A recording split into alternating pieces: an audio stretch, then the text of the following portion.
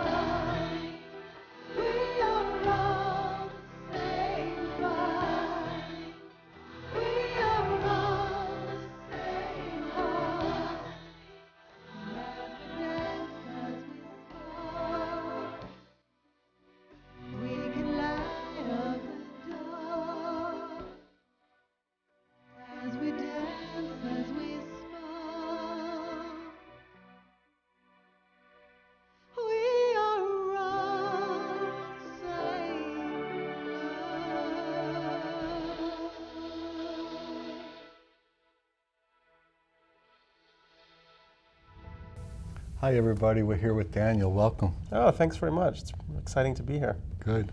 So why don't you talk a little bit about how you were going along in your life and all of a sudden you hit this patch where like, you're a walking ghost. In the streets you walk your whole life and everything was fine. Well, basically that is a sort of, in a slow motion way, I just entered this crisis, and I'd been writing for magazines and editing and, trying to write fiction. I edited this literary magazine and published it with some friends, and, it was very much part of like the New York art and literary world, and media world. And I just really began to realize that I wasn't interested in even the goals that I could possibly achieve if I became, the New York Times lead magazine writer or something. I just didn't even care. And I began to just, I was just in an existential crisis. And I said to myself, like, I have to know, is there anything else beyond the kind of materialist paradigm, which is the basic kind of paradigm in New York? This kind of ambition, you want to get ahead. You want fame, fortune. Yeah, exactly. The regular American dream. And since I didn't, both my parents were artists and writers, but they weren't spiritual in any sense beyond that. So I didn't really have a tradition to beam into. But I remembered that when I was in college, I'd had psychedelic experiences that had been very important to me. And I think I'd always thought that at some point I would go back and explore that again. And so, I just remembered that there'd been this opening to other realms, and sometimes scary experiences, sometimes like profound experiences, a sense of kind of a peeling away of one's personality. So I decided I would very systematically go back and explore that. So I began to read about it, and I discovered that, since then, which I guess I was in college in the early 80s, there had been a huge explosion of information about psychedelics in a very underground, quiet way. It hadn't really, nobody I knew was talking about it. There was Terence McKenna's works and Sasha Shulgin's works, and this book by Jeremy Narby called The Cosmic Serpent. And there were all these substances that I'd never heard of before, like ayahuasca and iboga, which is ibogaine, which is this African substance. So first I wrote a piece for The Voice about ayahuasca, and even though ayahuasca is not exactly real, it's kind of like an underground thing. But I went through it to a ritual in New York, and I wrote about that for the Village Voice. And then I got an assignment. What do you mean by not being real? I mean, it is from a root, right? Oh. What do you mean not real? I just wasn't clear. Real? No, it's completely real. Ayahuasca is actually brewed together from two plants, and it's the sacred substance of the Amazon basin. Sometimes it has different admixture plants added to it. One is the ayahuasca vine, and the other is a plant that contains DMT, which is a very powerful psychedelic, and they kind of work chemically together. No, I meant that I was talking about the legality of it, which is sort of like, I don't think anybody has really been arrested in the U.S. for ayahuasca, but because it contains DMT, it's kind of borderline. And there's some interesting legal cases going on now about ayahuasca's status. But anyway, so I took ayahuasca in the ceremony. It was interesting, unconvincing. I also went back and re-experimented with mushrooms and LSD, which was also very interesting. Then I got an assignment from a music magazine, Vibe, to actually go to Africa, to go to Gabon, which is right on the equator, and go through a tribal initiation ritual, taking iboga. And I decided I would do this. And this was lining up, synchronistically. Correct. It was amazing to you that you decide you had to explore this, and then you get this assignment. Yeah, I pitched the story to them, right. But I never would have imagined they would have actually sent me to Africa, but they got all enthusiastic. So I had this opportunity to go to try and experience the African spirit realm, and I found a botanist who'd been working with the Bwiti, which is the tribe down there, and he'd been studying the plant and the rituals and how the meaning of the plant and the culture. So I went down to Gabon and I met him, and we went into the jungle and had this very complicated experience because there was a lot of sort of cultural stuff we hadn't really worked out. The shaman got very greedy at a certain point and started demanding more money from us before the ceremony, and then yelling at us. But it was really, we didn't have a very brilliant cultural negotiation going on. But yet the actual experience of taking iboga was tremendous. It's a very long-acting substance. It lasts for about somewhere between 20 and 30 hours. It has different phases. it was also very clear how incredibly knowledgeable, how sophisticated the Bwiti were about Iboga and how to use it. They have music which is synced to the whole ritual. They play different kinds of music throughout the night as you pass through these different phases. In the beginning, they have you sit in front of a mirror as the visionary phase starts. Then later on, you lie down, and then you have a phase which is intensely psychoanalytic. I mean, a lot of people who take Iboga have described it as 10 years of psychoanalysis in a single night.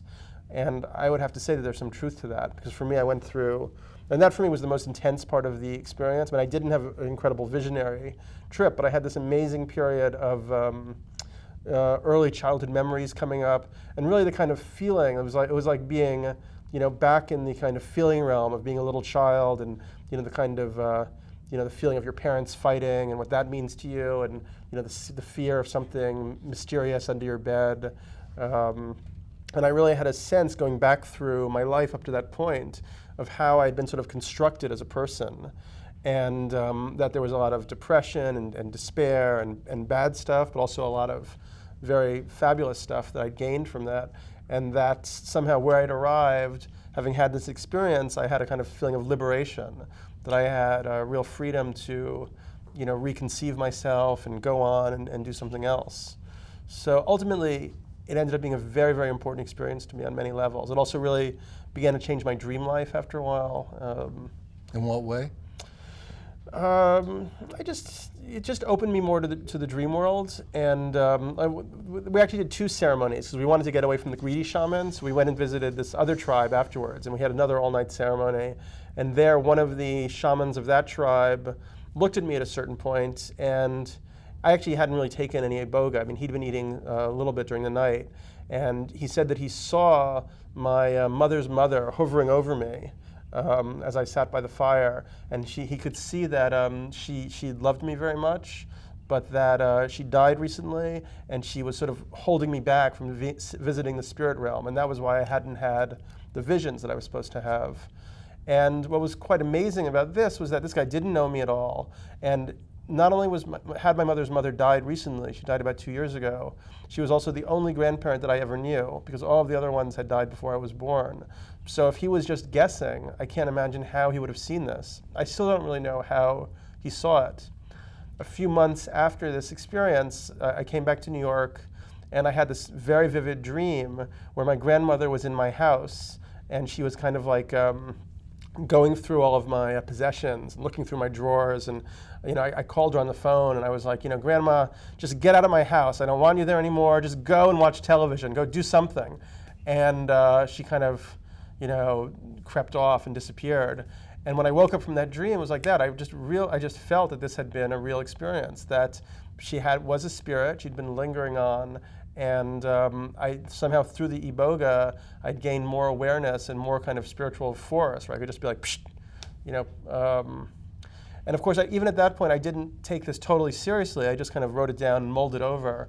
But over time, I began to have more and more experiences like this that slowly began to convince me that there was something else going on with the dream world, where you actually are in contact with spirits and spirits of the dead and all sorts of stuff.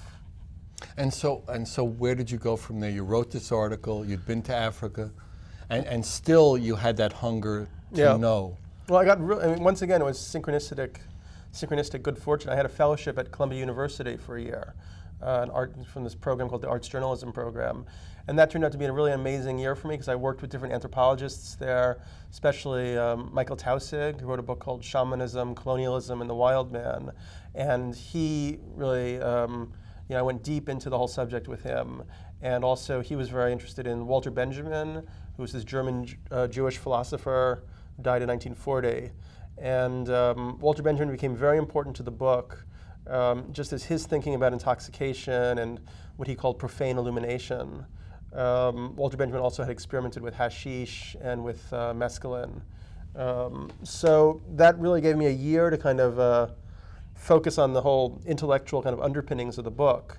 And at the end of the year, I wrote the proposal, sold the proposal, and then had the ability to go on and keep exploring. So I went to I went to the Amazon. I visited a tribe in the Ecuadorian Amazon, worked with the shamans there, and took ayahuasca. in the real ceremony, in the tribal situation, and that was also a tremendous experience. They also went to Mexico, visited a shaman in Oaxaca. And how do you locate these shaman? I mean, is there like a yellow pages, or is it just? Well, the internet is an amazing yellow pages for all sorts of things, Right. and there would be different. I mean, as I began to investigate, different trips would come up. Because I know we've had there. guests on the show who've Yeah. lead tours to Yeah. ayahuasca journeys and different kinds of journeys, and have written books about it, about their teachers and shaman. Right. Like I mean, the Mexico one was kind of funny because we just went. I went with my girlfriend. We went to Huautla de Jimenez, which is actually, has an amazing place in psychedelic lore because it's where Gordon Wasson found Maria Sabina and had the first mushroom trip that introduced mushroom psilocybin to the modern West. We wrote about it for Life magazine. So we went back there, didn't know anybody, and went up to Maria Sabina's house. And on the way, we met one of her grandsons and found out, turned out her son is a practicing shaman. So we had a ritual with him. That was really nice. Yeah. So I just feel like, it was very synchronistic. Like one thing followed on another, and I just began to feel like I was soaking up all of this incredible information, and also that I was coming at it with this kind of philosophical underpinnings of the Walter Benjamin and all this kind of stuff I'd been thinking about. I think it gave the book a lot of breadth and a lot of depth at the same time. And what was like the evolution in your experience, in your thinking, Mm-hmm. as you moved through these Right. paths? Yeah. Well, I mean, how did you go from this guy who was a walking ghost, and what was the opening, the closing, the flowering? Yeah, in your life? it was just step by step and a constant reality testing. I would, something would, I'd have an experience, visionary experience, dream experiences. Dreams became more and more important to me. And then I would just, keep mulling it over. It's like, do I think that there is this other order that is, beyond the material realm that everybody in New York is so fascinated with? Does it manifest through synchronicities? Does it manifest in these different ways? Am I being more and more brought into it, introduced to it? And over time, it just became more and more clear to me that this had to be the case. And by the end of the process, I'd gone beyond the kind of, even like Walter Benjamin and Carl Jung, and I really was beginning to study like esoteric philosophy and occult thinking, like Rudolf Steiner and Gurdjieff, and trying to really understand, like from the other side of the the rainbow, what it all looked like. Even Aleister Crowley. So yeah, that became a really profound investigation for me. Just if there is this occult reality, how does it work? How is it structured?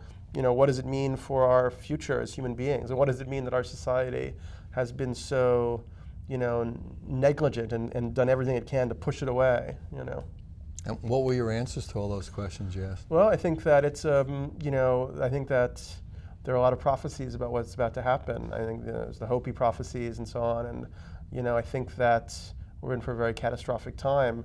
And we're going to have to, Terence McKenna wrote about the archaic revival. We're going to have to find a way to take all this kind of information that we've pushed out of our realm and reincorporate it on a higher level.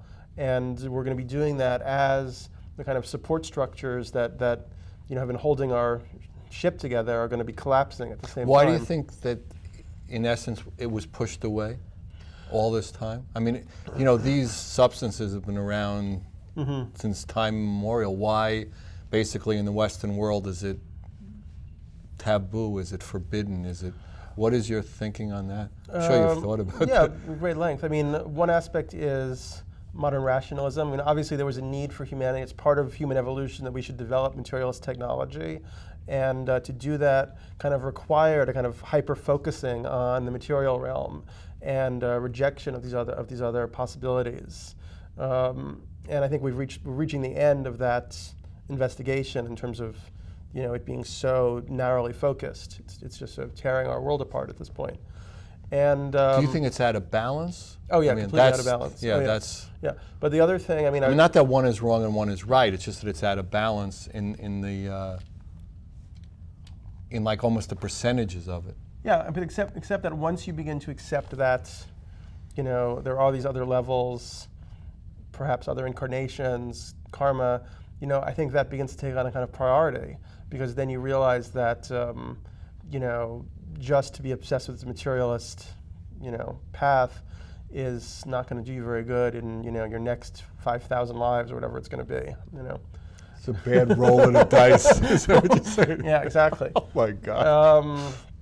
Jesus, rooting one life is bad enough, at 5,000 would be a well, the choices you make right now, I think, are very important. And I feel like one thing I sort of feel is going on right now is that people are making choices. They're kind of determining almost like whether they're going to be able to hang with where human evolution is heading, which is going to have to be a kind of reintegration of this lost knowledge into our modern knowledge. It's ancient wisdom and modern knowledge.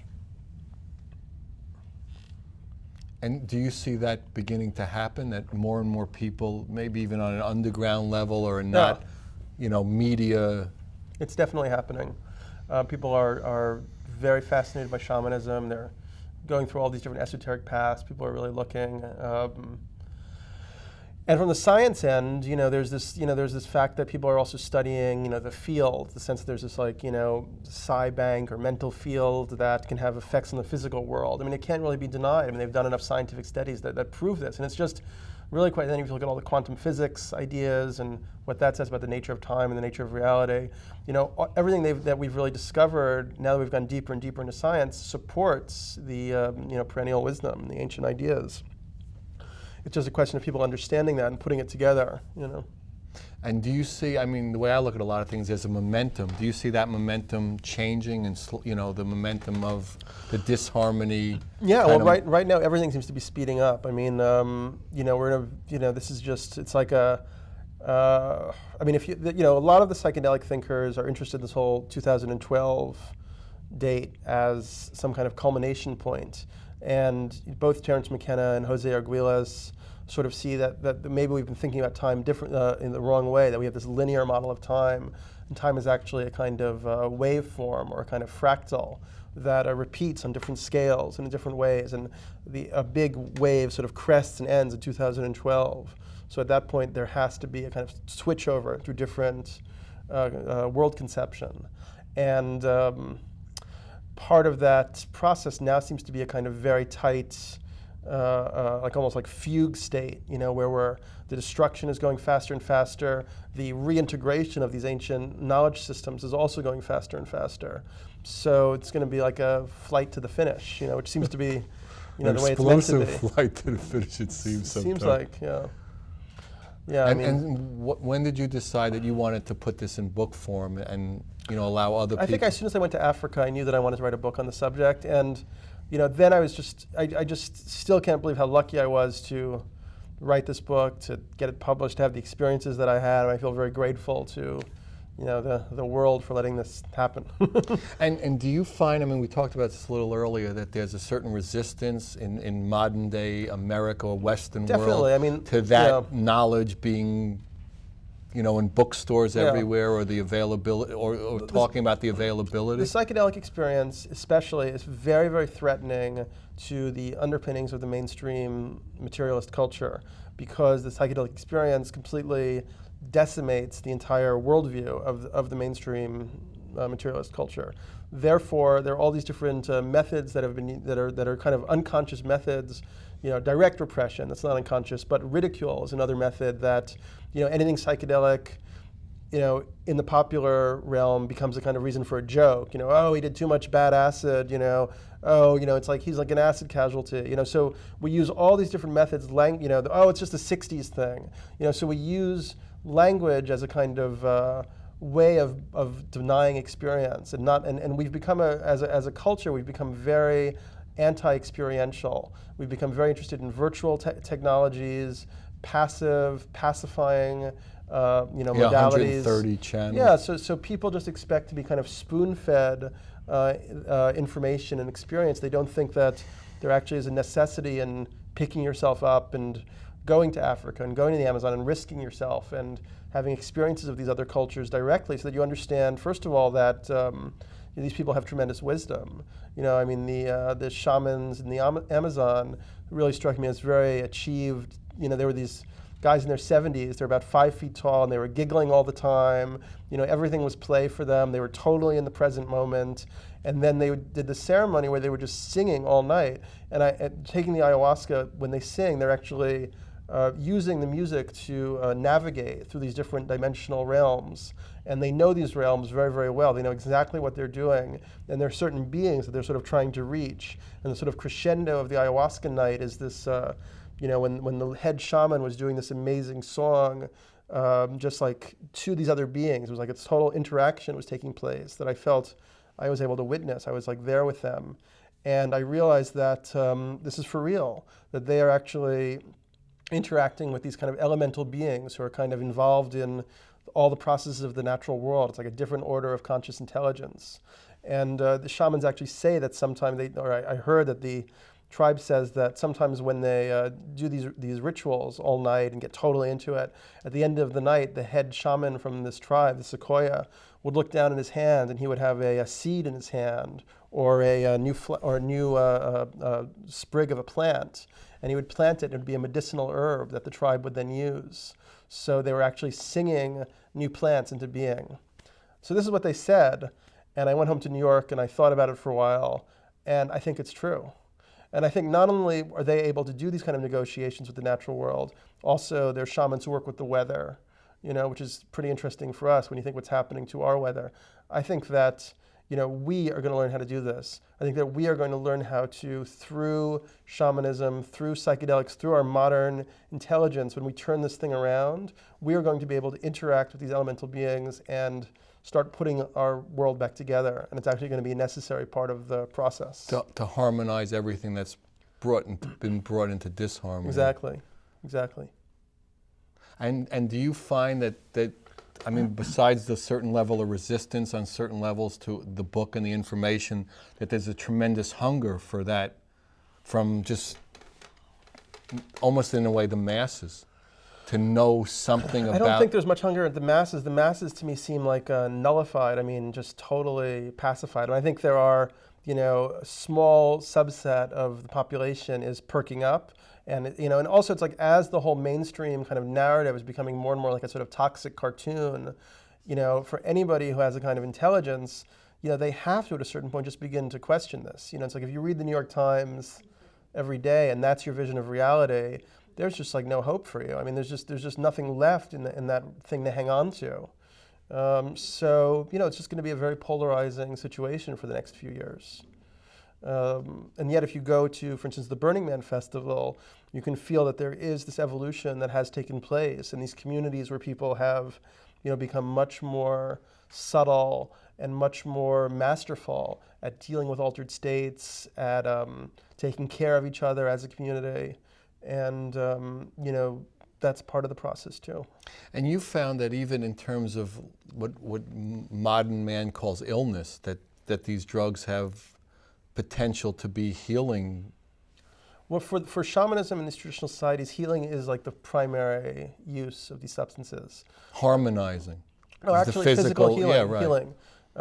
They call ayahuasca the medicine, and it's really what they'll use for almost anything, And I have heard amazing stories. I haven't had many of them validated about, like ayahuasca being used for cancer and having amazing effects, One botanist who I interviewed told me this amazing story about Salvia divinorum, which is a psychoactive plant used by the Mazatec Indians.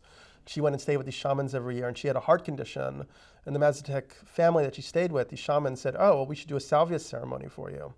They did the ceremony. This is actually Kat Harrison, who was the ex-wife of Terence McKenna, brilliant woman, really amazing. But anyway, so she had the salvia ceremony where they prayed all day, then they ate the leaves of the salvia, and the three of them together went to this visionary space. She said it was like this amazing garden, and there was this 10-foot tall woman in white who was going through the garden, working on the plants, and Kat Harrison realized that she and the shaman's wife were actually plants in this garden.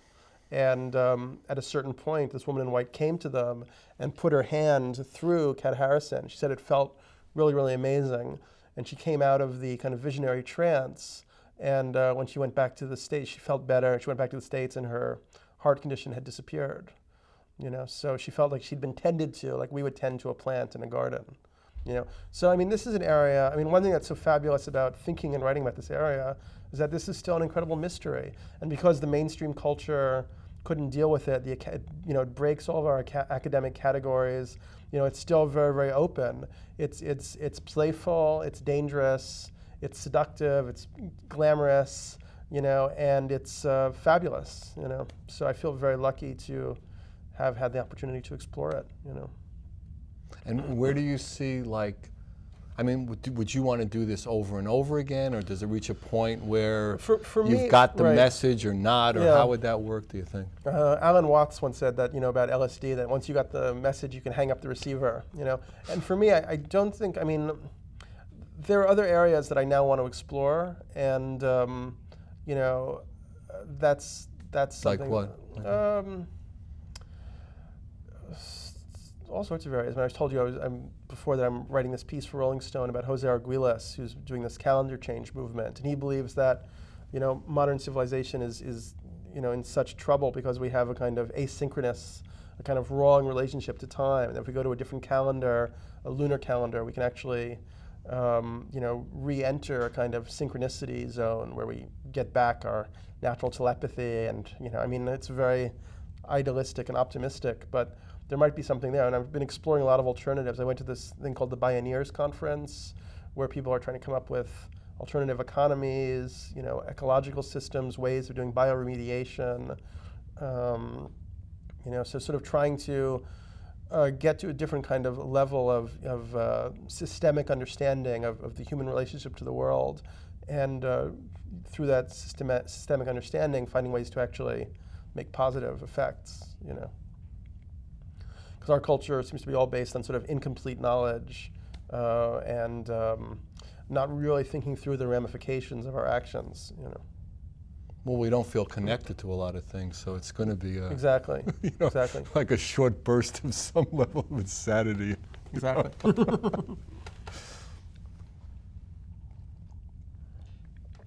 But I also got very interested in crop circles. I did a piece for Wired, and if psychedelics. Have you been to England and yeah, you've seen yeah, them? Have you been a few in of the energy of them? I have been in the energy of them, And I what did found you it experience? Quite interesting. Tell us. Well, really, within like 2 or 3 minutes, you feel like, a lot of people just sink to the ground and start sort of spontaneously meditating or crying. There's definitely a strong energy field that's created in these things. And, it's a very complicated area because there are a lot of mischievous, hoaxing English people who are making them, and some people think they're all fake, and I think that they're probably not all fake, but I'm going to need to spend some time there to put the whole story together. And what do you think about what people talk about in terms of ETs? Did you get any experience of that in any of your journeys or any of the shamanistic experiences? One reason I got so interested in the crop circles is a lot of them are pointing to the same 2012 date in various ways, and there are also a lot of kind of shamanic, sacred geometrical patterns kind of recur in the crop circles. And my sense is they're pointing to this 2012 thing being a real event, and then perhaps, Star Trek or Star Wars are not that far from the truth. Look how fast we've moved with our technology and how fast we've developed. There may be galactic races that are out there that are watching what's happening and are waiting till we get past a certain kind of evolutionary crisis to introduce themselves. Knickers or something. Exactly. I take that relatively seriously at this point. I'm a little afraid that I'm just going from wacko to extra wacko. Super wacko. It's like which part of the cutting edge of the but I lunatic figure it's fringe? I'm already, I've already broken up in my head. I might as well just go for the gusto. Right. Well, no, we were talking earlier. The root of it is we're hurtling through space on a ball. So Exactly. everything is what's reasonable in that. Exactly. So, yeah, once you have that experience a little, it changes the way you perceive things.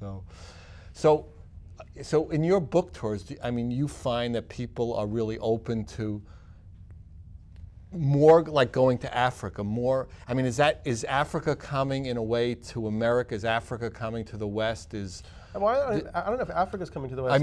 Those drugs, those understand. A lot of different things are happening simultaneously. I did a panel discussion recently in New York, and this black guy got up, and he talked about how he's into martial arts, and kind of shamanism, and there's some kind of new, in Harlem, this new kind of mixture of shamanism and martial arts. I never heard about this before. What globalization is doing, it's destroying the planet at an incredible rate, obviously. On the other hand, it's causing this amazingly fast, exchange of information, and spiritual traditions are kind of melding and mixing. I mean, the amazing. internet's unbelievable. It's unbelievable. So, iboga is an interesting story because it's known as ibogaine also, and as ibogaine, it's being used as an experimental treatment for heroin and cocaine addiction. And it's been known about since the 60s as having, or since the 70s really, as having this potential. And people have been really having remarkable experiences. Yeah, that's what I meant about some of these things using as real healing methods. Yeah. So there are different, ibogaine is illegal in the States, but there are clinics opening up in Latin America and South America, clinics opening up in Canada. And it's going to be possible for people to go and have this treatment. It's, you can do it and one or two times. And this is a psychotropic? It's ibogaine. It's the psychedelic. It's the synthesized version of what I took in Africa. You take it as pills. It's less. It doesn't introduce. Oh, by the way, most of the psychedelics, I should tell people, induce a lot of nausea and vomiting. Ayahuasca, you tend to vomit out all this stuff, and iboga, you vomit out a lot. And for the tribes, that's actually a good thing because it's a way of purging. They see that as part of the healing process. And a lot of people, when they take ayahuasca, feel that they Does that get even rid of occur things for that the are shamans? Do they also, or are they so used to it that... Yeah, some of them get more used to it. I even got more used to ayahuasca. I don't lose my cookies anymore when I take it. Anyway, so you can go and you can have this ibogaine experience where 25 hours, you are there, often you trip. You see and these this is a different visionary heroin realms. Yeah. Often you get detox. this very specific psychological, psychoanalytical material is brought up. At the end of this experience, the addicts find that they have no craving or interest in the substance they've been addicted to, and they have this is after a long-standing heroin addiction for like 15 or 20 years. And they have and no 3 withdrawal days. symptoms. Yeah, 3 days.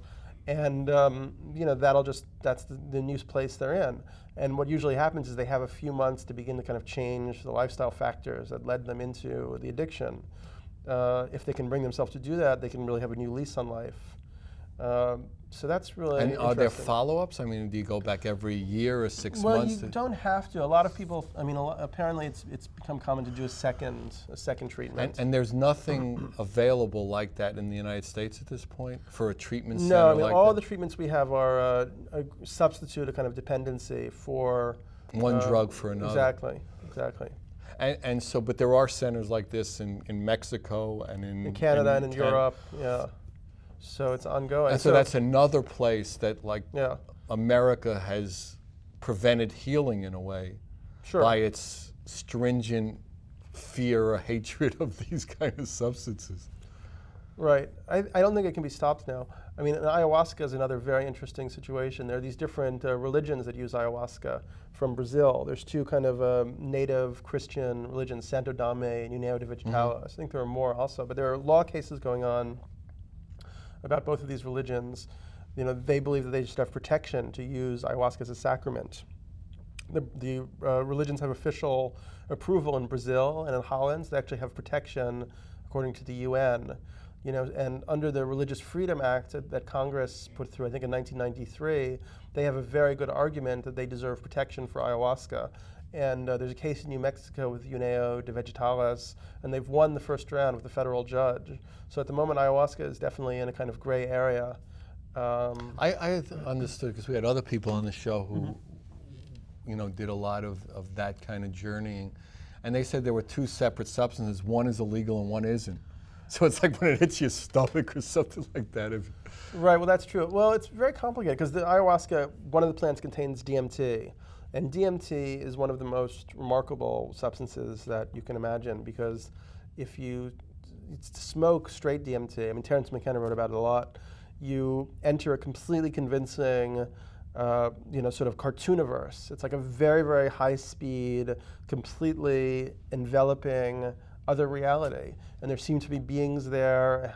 McKenna called them the hyper self-transforming machine elves or something. There's a lot of action taking place there. You can't quite figure out what's going on, and it's like just as you begin to figure it out, you're out of there again. You're back in your reality. So DMT, and the other thing about DMT is that it's in your brain. It's probably secreted by the pineal gland. which also secretes melatonin, which modulates the sleep state.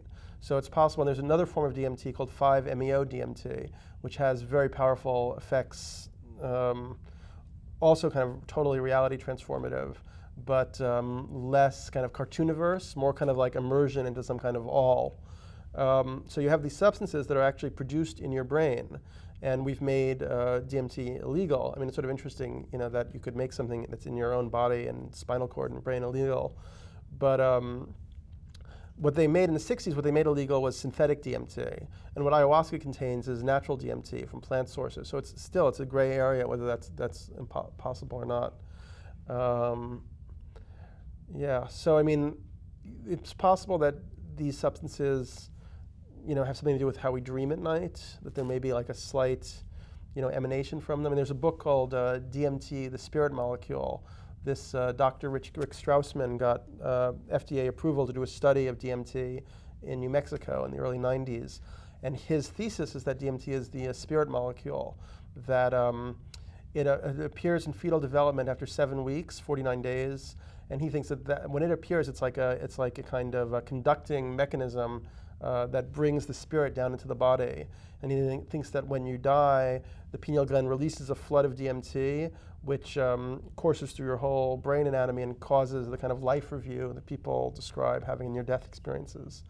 And he developed his theory partially because in Buddhist texts they talk about the soul reincarnating 49 days after death. So he was totally struck by this, synchronicity of the 49 days. So we don't really know what DMT does, but we've got it in there, and it's another area of the mystery which we're going to have to explore.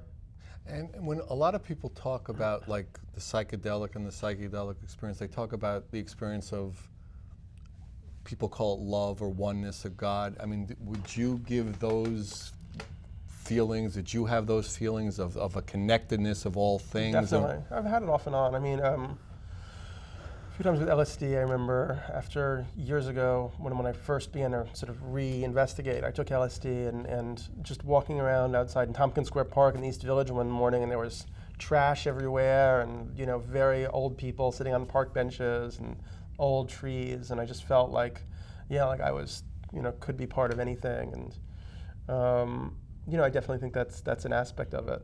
And do you think that's part of the shaman's experience in South America, Central America, Africa, that that experience of like the love of the oneness of the connection between us all has been part of their knowing as they experience it? Yeah, I'm sure. I mean, I think that they also just feel very differently about both the supernatural realm and the natural realm than we do.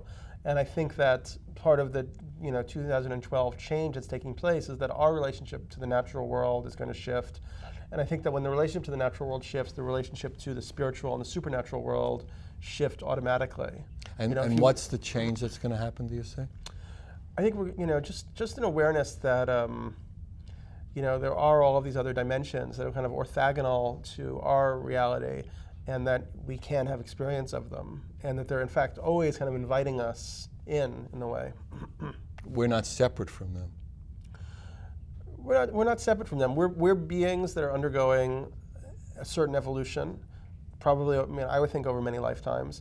And there are other beings that are undergoing different kinds of evolution. Some of them are helping, helpers to us. Some of them are hinderers. Some of them are tricksters, and to sort of, it's one way to describe it is the imaginal realm. And we're going to have to claim our own kind of responsibility and our own kind of agency in the imaginal realm as well as in the physical realm. I think one thing that's happened with modern society, it's because we've denied all of this information. In Indian societies, they know about, for instance, the trickster, like the coyote. Yeah. So the Indians in northern Mexico have this ritual, the yaqui, where every year they'll unleash the trickster for 2 weeks. People go around in masks, and these jester masks. They'll cause mischief, cause all sorts of trouble. Then they'll take the masks and they'll put them in a big bonfire, and they'll get rid of them. So they'll have exorcised that kind of demonic energy.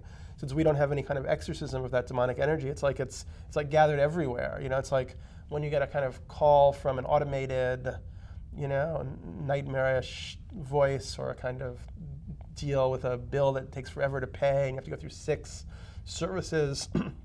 It's kind of like the vengeful trickster is just, totally vibrating around our realm now. So we need to confront it, deal with it, put it in a big bonfire, burn it up, and then move on and try something else. And did you find that, as you experience more and more in these journeys and these experiences, that Thanks. that you lived more in the moment, that you were more spontaneous, that you were more intuitive? Yeah. I mean, that's something.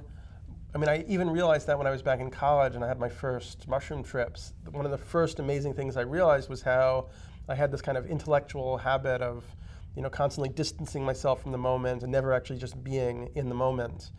And, definitely, that was one of the really amazing things I took from going to Africa and just seeing the tribes people in their ceremonies. It's like their total interest is the present moment, and they're totally in the now. And I think we should try to do that too, definitely. And it's giving yourself up to the synchronistic sort of flow of reality and the intuitive. And the question is, how would you say that we're prevented from doing that, and how do these psychedelics break open the head? That's how I always describe. We're such blockheads. I mean, when I saw the name of your book, it's like break open the head. We're such blockheads. And then the funny part, as soon as there's a crack in it, we rush up there with Well, partially the whole structure. The whole structure we've created now prevents us, because it's like you're thinking about what you're going to do tomorrow, how you're going to pay the bill, how you're going to take care of this or that. We're constantly in these kind of passive situations. We're on a plane for 8 hours, or in a car for 6 hours, so we're always restrained, we're always kind of controlled. Well, seemingly our physical form is restrained. The rest of us. Yeah. So, I think it's going to, before there can be any kind of real change, there's going to be kind of structural catastrophe. Well, in essence, a lot of the spiritual paths, Don Juan and Carlos Castaneda always talked about, erasing personal history, being in the moment. Who wrote definitely. Be Here Now? It was always like, how do you, get to the moment? All the spiritual paths. Don Juan definitely said, I don't have a history. Like, Carlos Castaneda would try to ask him about where he was from, what his childhood was like. He's like, I don't have a history anymore. I'm just here, Right. And that's why he could dress up in a suit and be the same. Because that was as shallow as anything else to him. Yeah. And so, you see this continuing, and basically your life coming more and more through your experiences into living in the moment, living in the now, and living in the freedom of that moment. I really actually, I feel that what I discovered through the process of writing this book was that I have, I feel like I have some kind of karmic task that, still is going to require a lot of work and a lot of intellectual labor. So, there's some being in the now, but also just some trying to really understand what I have to know and how I can present it, how I can move the information. Well, do you along think they're contradictory? A little bit. I think living in the now might be, if I'm one of the lucky ones to survive past 2012, maybe I'll get to live in the now for a while. So you got 10 years of this crap left of being in your head half the time? It's very fascinating. I can't believe the kind of information that I've been introduced to, and that I'm the one to try to bring it into the mainstream. It's have you been given that in any visions or by any of these shamans that they say specifically, Daniel, go to America and bring? No, I just know that it's the case. I in a sense, in a sense, I feel that it's definitely part of my task. And did you feel that way? Was that like something you felt just since a certain, shamanic trip, or just for a long time? It was really a culmination. It was a lot of synchronicities also with my different trips and world events that were happening. When I went down to the Amazon, when we went down there, the presidential election was about to happen. When we came out, the president still hadn't been decided. The morning of September 11th, I was editing a book that I published through Open City by a friend of mine, which is a long poem about corporate globalization The book is titled World on Fire. I just opened the book, and it's about the oil situation, corporate globalization. It's a rant about, you know, the whole technosphere, And basically. then the Twin Towers And are then blowing. and I saw it out my window because I live in downtown Manhattan. So I was like, it was like really one synchronicity after another, and I just began to think that, you know, and a lot of people have had, you know, I'm not saying that I'm even special, but, you know, there's some task here that I'm being given We're done. clues. The show's over. Oh, okay. Amazing. Okay. Good night. God bless you.